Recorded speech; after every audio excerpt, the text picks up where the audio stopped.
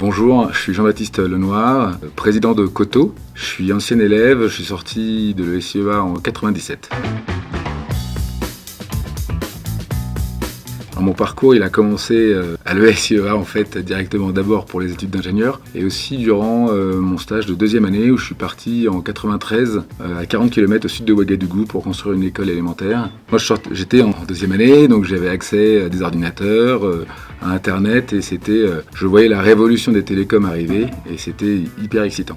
Et en même temps, quand j'arrive en Afrique et que je construis cette école avec des copains, je suis en contact avec 3 jeunes burkinabés, Salif, Silméon et Hildebert, hyper sympas, hyper intelligents. Et je me rends compte que pour eux, ça va être beaucoup plus difficile que pour moi d'avoir un travail, de m'épanouir dans une carrière. Là, je retrouve une vieille connaissance avec qui je suis très complémentaire. Lui, c'est plutôt un financier et plutôt un mec très tech qui adore les énergies renouvelables. Et on décide de s'associer et de créer Coto en Afrique subsaharienne. Et ça, c'était il y a 7 ans. Alors Coto, on est opérateur de services essentiels. De notre point de vue, il y a 3 services essentiels. L'accès à l'électricité, à la donnée et l'accès aux services financiers. En fait, c'est 3 services qui sont indispensables pour entreprendre.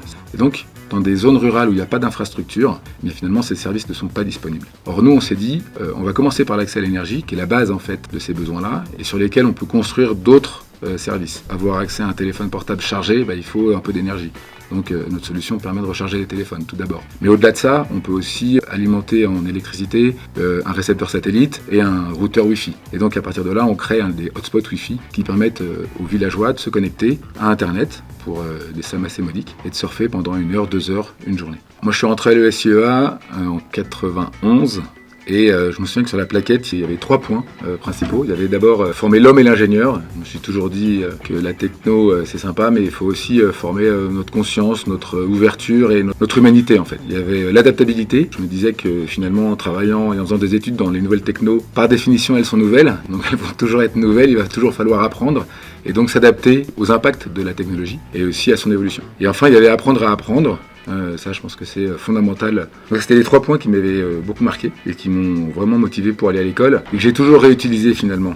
Et plus fondamentalement, je crois que c'était ce que j'avais bien aimé à l'ESIEA et qu'on faisait et que l'ESIEA fait toujours. C'est finalement comment est-ce qu'on peut être les ingénieurs d'un numérique utile, comment est-ce qu'on peut mettre la techno au service de l'humanité ou du vivant. Et ça, c'est ce qu'on avait déjà à l'ESIEA dans les années 90, que je retrouve aujourd'hui quand je viens à l'ESIEA ou quand je discute avec soit les étudiants, soit les professeurs, de voir que finalement ce côté concret et très impactant des technos, il est toujours important.